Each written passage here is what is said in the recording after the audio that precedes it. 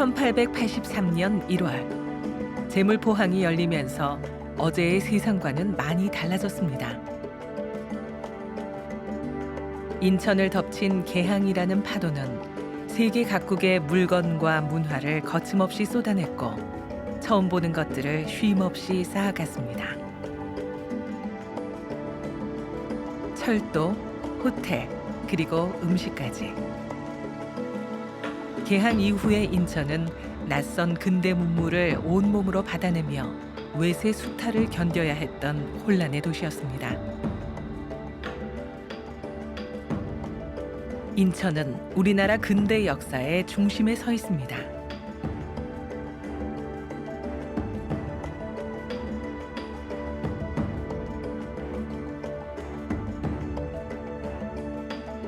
개항 이후 일본과 중국은 물론 여러 서구 국가들이 인천항에 몰려들면서 무역과 상업 그리고 선교를 위한 경쟁을 벌였습니다. 국제 무역항으로 급부상한 인천에서 수많은 열강이 서로의 이익을 위해 치열하게 움직였습니다.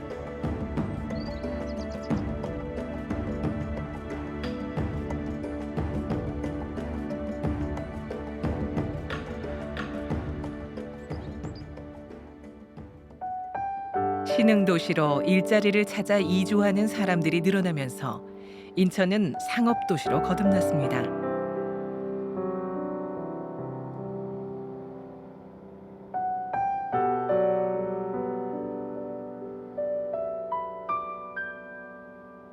산업은 빠르게 발전했지만 사회 곳곳이 삐걱거렸고 그 피해는 오롯이 우리의 몫이었습니다. 주로 개항장에서 볼 수 있는 조계지는 외국인이 자유롭게 거주하는 곳으로 치외법건이 적용되는 구역입니다.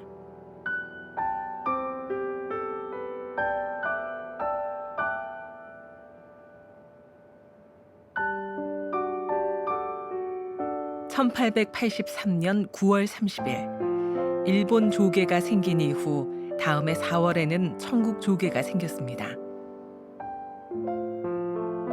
하지만 이런 조계의 설정은 사실상 국권을 침해하는 불평등 조약입니다.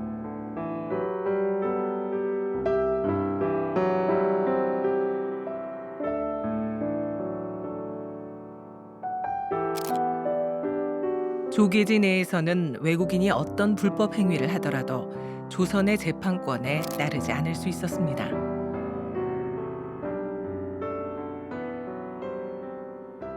(1883년도에) 인천이 개항을 하면서 청나라와 일본 이외에 서양의 각국의 사람들이 인천으로 몰려오게 됩니다. 그러면서 그들이 거주하고 통상 활동을 할 수 있는 지역이 필요했고요.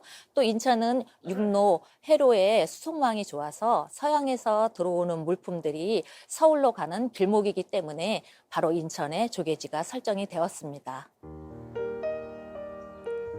인천은 백범 김구 선생의 발자취가 깊게 새겨진 도시이기도 합니다. 그는 인천에서 2번이나 옥살이를 하며 죽을 고비를 넘겼는데요. 1896년 치아포 사건으로 체포된 김구 선생은 인천 감리서로 이송돼 이곳에서 수감 생활을 했습니다.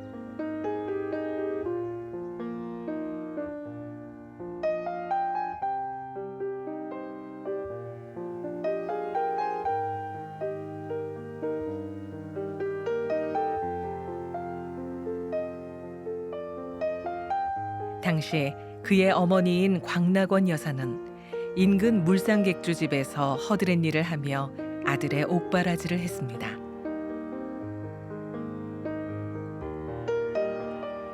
(1914년에는) 안학 사건으로 징역을 살던 김구 선생이 지금의 인천축항공사 노역에 동원되기도 했습니다.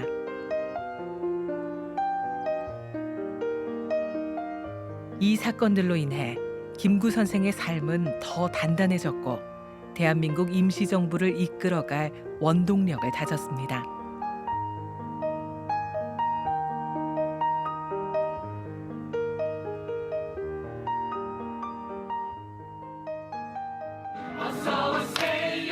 인천을 주 무대로 한 김구 선생의 이야기는 창작 뮤지컬로도 재현되고 있는데요. 어서 오세요. 하룻밤 푹 쉬세요. 그렇지만 바가지 조심하세요. 외놈들이 글쎄 궁궐에 침범해서 우리 중전마마를 조상만 살고 싶으면은 1896년 3월 김구 선생은 일제가 명성황후를 시해한 일에 대해 복수하기 위해 일본 육군 중위를 처단했습니다. 나 김창수 절대 굴하지 않을 것이오. 김구가 청년 시절에 어떤 치아포 사건으로 어떤 김창수의 김창하면서 김창수, 김창수에서 김구로 바뀌어가면서 상해에 가서 독립운동을 하다가 결국 해방이 되고 한국에 돌아와서 김구가 죽을 때까지의 과정을 김구의 전생의 과정을 다루고 있는 내용이라고 보시면 됩니다. 개항 당시 인천 감리서는 행정과 사법, 교육기관의 역할을 담당했던 곳인데요. 김구 선생은 인천 감리서 개항장 재판소에서 사형을 선고받았습니다. 1895년 명성황후 시해 사건으로 인해 일본인에게 반감을 가지고 있었는데요. 1896년 황해도 해주 치아포에서 일본인 스치다를 보게 됩니다. 김구 선생님은 일본인 스치다를 명성황후를 죽인 범인이라고 생각해서 이제 처단하게 되는데요. 그 사건으로 인해서 황해도 해주 감옥에 투옥되셨다가 국제재판소가 있는 인천 감리소로 이가 모시게 됩니다. 김구를 체포한 일본은 정치적 압력을 행사하기 위해 그를 인천 감리서로 이송시켰고 끊임없이 압박했습니다. 그런데 감히 한국 시민을 살해해! 난 우리 국모를 살해한 네 놈들의 죄를 물었다. 그래, 내가 왜 그 잘난 수레이가 언제까지 남을 대는지 한번 보자. 내가 왜 국모 보수의 의리라 주장하면 조선 국왕이 와서 너를 살려주기라도 할 것 같으냐 이 새끼야! 보여라! 어렸을 때 하는 저 새끼!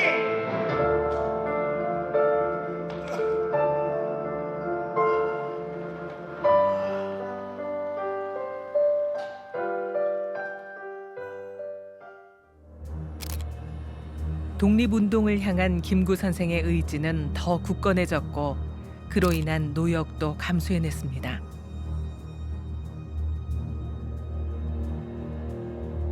백범일지에는 그가 경험한 노동 현장이 얼마나 고됐는지 잘 드러나 있는데요. 흙지개를 등에 지고 높은 사다리를 밟고 오르내리는데 반나절 만에 어깨가 붓고 등창이 났으며 발이 부을 정도로 고된 사역이었다라고 기록돼 있습니다. 인천은 민족주의자 청년 김창수가 독립운동가 김구로 재탄생한 곳입니다. 또다시 원수가 되란 말이오. 아니돼요. 절대 아니돼요.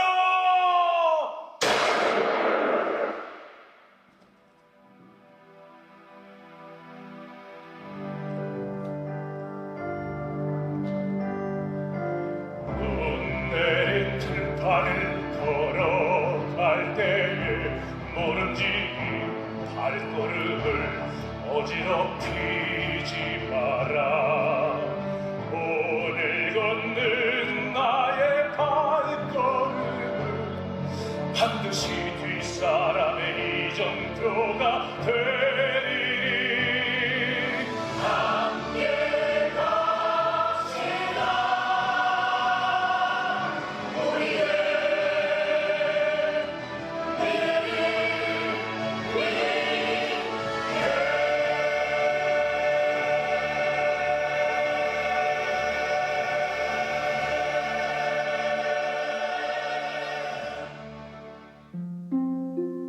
그는 조국의 독립과 민족의 화합을 위해 일생을 바쳤습니다.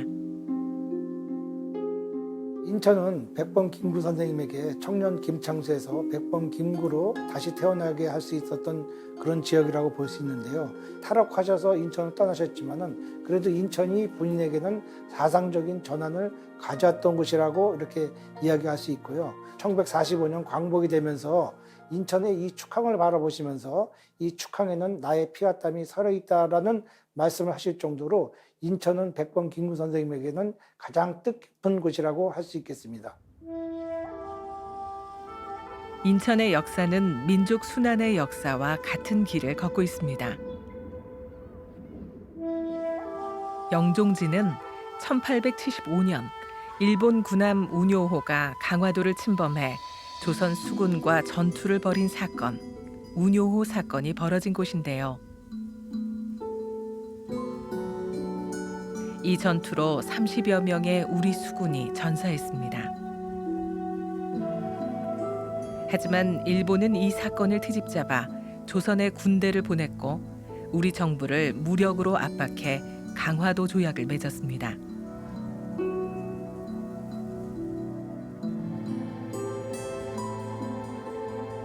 조선의 개항과 일본의 치외법권을 인정한 강화도 조약은 대표적인 불평등 조약으로 일본의 식민주의적 침략의 시발점이 됐습니다.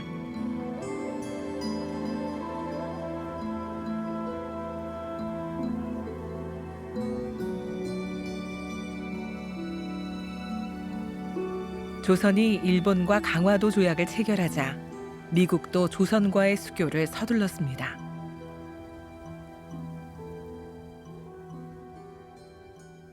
한미수호통상조약은 조선이 외국과 맺은 최초의 조약입니다. 조약의 내용으로는 두 나라 사이에서 한 나라가 다른 나라의 침략을 받았을 때 서로 도와준다는 내용이 있고요.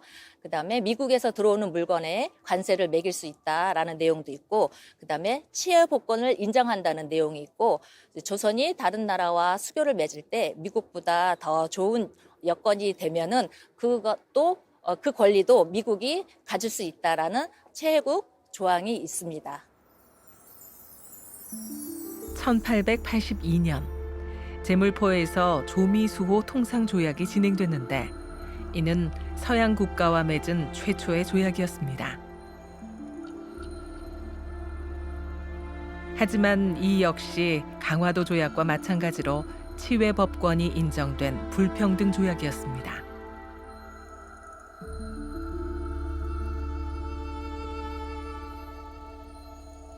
조미수호 통상조약을 체결한 이후 영국과 독일, 러시아, 프랑스와도 수교를 맺었습니다.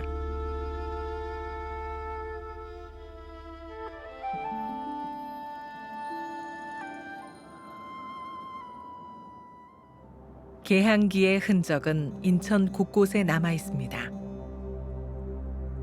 서양식 목조 건물인 제물포 구락부는 인천에서 거주하던 외국인들의 친목 도모를 위한 사교장으로 쓰였던 곳입니다.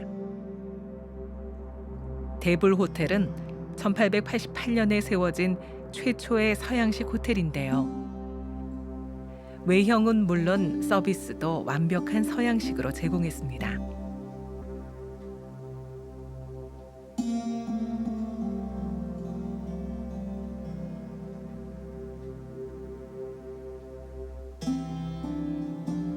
커피와 함께 서양 요리를 선보였고 영어를 할 줄 아는 호텔리어들이 손님을 맞았습니다.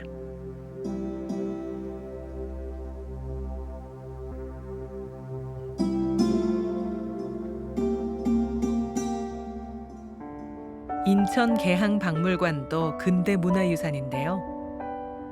과거 일본 제1은행 건물이었습니다.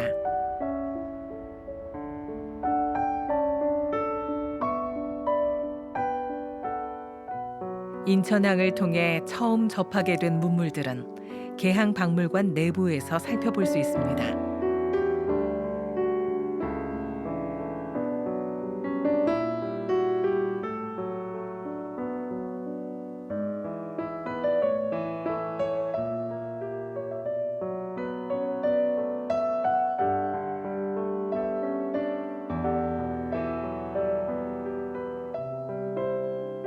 근대의 역사를 고스란히 품은 인천은 근대 문학에서도 자주 등장하는 주요 배경입니다.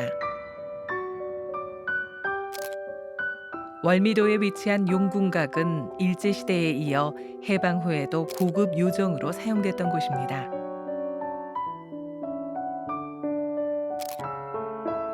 이태준 작가의 단편소설 밤길은 월미도의 용궁각을 짓는 노동자의 궁핍한 삶을 그린 작품입니다.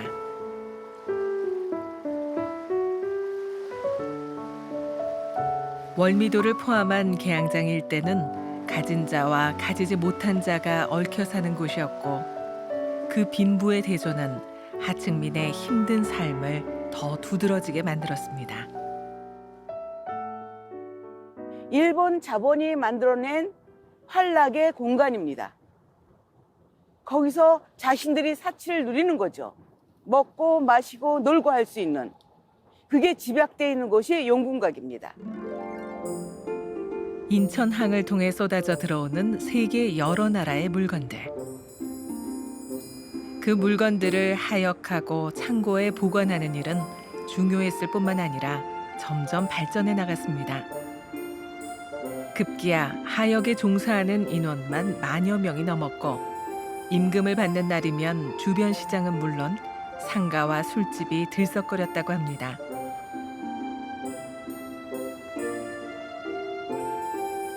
미국을 쌓아두던 옛 창고 건물 일부는 지난 2009년 예술 창작 공간으로 탈바꿈했습니다.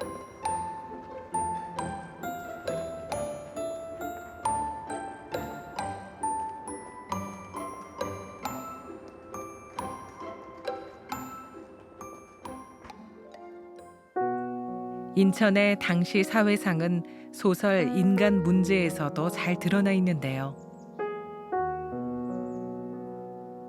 1930년대 이촌 향도 현상의 중심에는 인천이 있었고 인천은 노동자의 도시였습니다.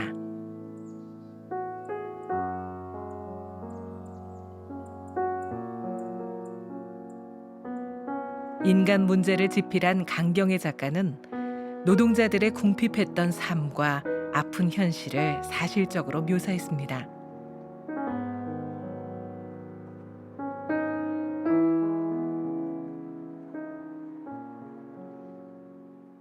강경의 인간 문제가 나왔던 그 시대적 배경이 1920년대 말에서 30년대 초입니다. 이때 농촌에서 농토를 다 빼앗긴 농민들이 일자리를 찾아서 자신이 먹고 살기 위한 문제를 해결하기 위한 그게 바로 인간 문제가 됩니다. 이게 사회 문제도 되기도 하고요. 그걸 깨달아가는 과정이 바로 인간 문제라는 소설입니다.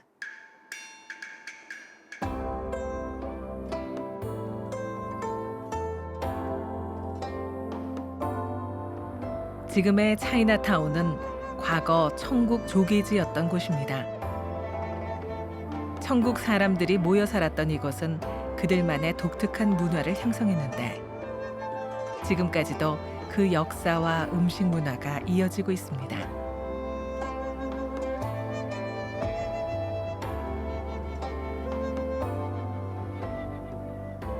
차이나타운을 배경으로 한 소설이 바로 오정희 작가의 중국인 거리인데요. 이 작품은 9살 소녀의 감수성을 통해 차이나타운에서의 황폐한 삶을 생생하게 그려내고 있습니다. 인천에서는 처음 만들어진 것들을 어렵지 않게 만날 수 있는데요. 자유공원 역시 우리나라 최초로 만들어진 서구식 공원입니다. 자유공원에서는 인천 상륙작전을 지휘한 메가더 장군의 동상을 볼 수 있습니다.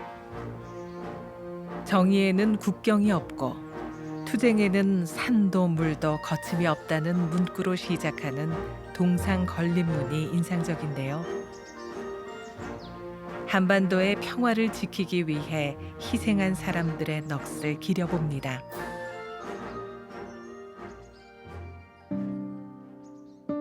무지개라는 뜻의 이름을 가진 홍해문은 인천의 남북을 잇기 위해 일본군이 만든 돌문인데요. 혼란과 역경의 세월을 견딘 인천을 온몸으로 증명하고 있습니다.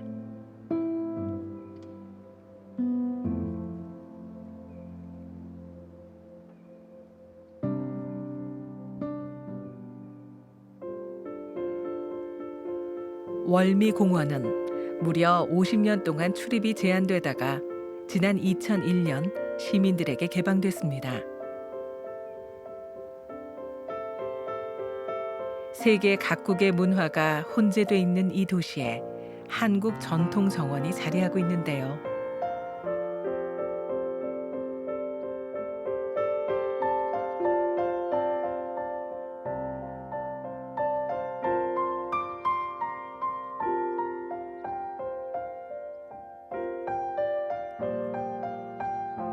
고즈넉한 우리 전통의 아름다움이 궁궐 정원의 연못 부용지에 내려앉았습니다.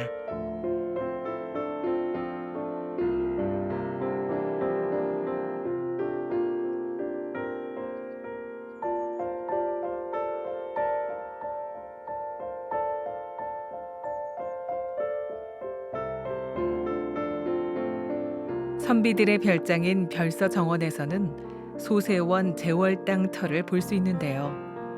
제월당은 학문을 연마하는 곳입니다.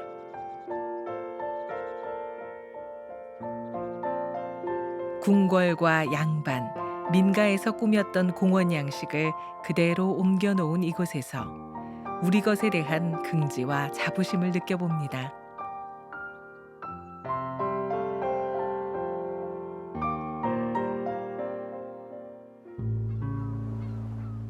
어쩌다 한 번 오는 저 배는 무슨 사연 싣고 오길래 오는 사람 가는 사람 마음마다 설레게 하나. 부두에 꿈을 두고 떠나는 배야 갈매기 우는 마음 너는 알겠지. 말해다오 말해다오 연안부두 떠나는 배야. 연안부두는 대중가요의 주제가 될 만큼 친근하고 익숙한 곳이었습니다. 하지만 앞으로의 인천항은 조금 더 달라질 준비를 하고 있습니다.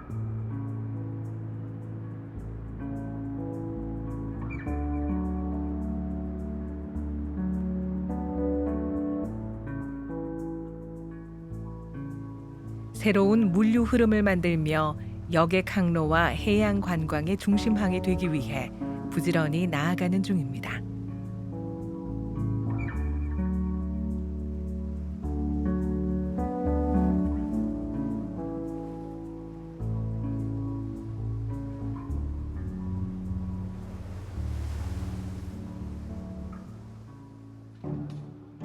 연안부두와 마주한 인천 종합어시장은 지금도 많은 사람들의 삶의 터전입니다.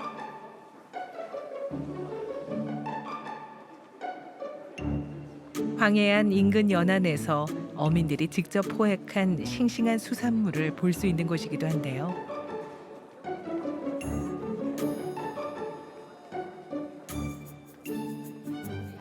성장하고 발전하는 시장을 만들기 위해 상인들 모두 구슬땀을 흘리고 있습니다.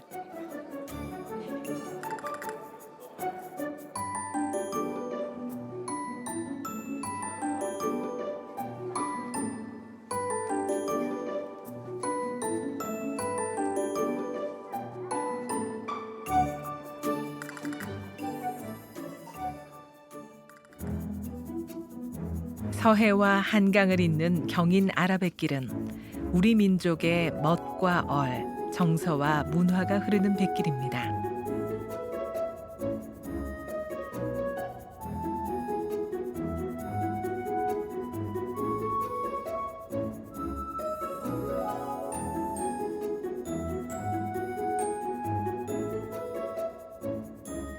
뱃길 주변으로 전망대와 폭포, 조각공원이 이어지고 있어 다양한 방법으로 뱃길을 즐길 수 있습니다.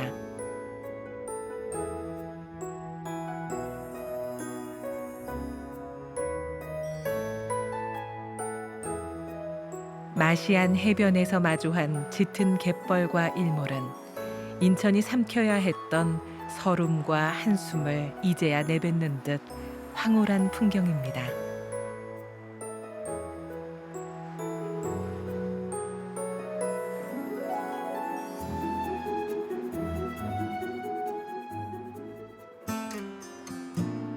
인천 송도 국제도시의 밤은 낮보다 화려합니다. 시민을 위한 복합 문화공간은 인천의 랜드마크 역할을 톡톡히 해내고 있는데요. 이 도시의 과거와 현재, 미래를 한눈으로 보여주는 것만 같습니다.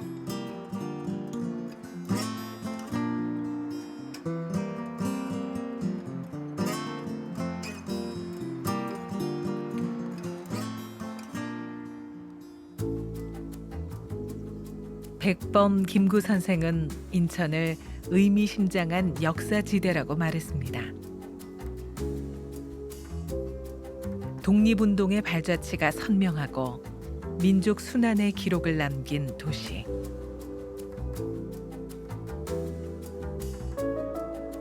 밤보다 어두운 시간을 견뎌야 했지만 결코 희망의 불씨를 꺼뜨리진 않았습니다. 개항의 파도를 넘어 근대 역사를 품은 인천. 과거를 기억한 채 내일로 나아가는 중입니다.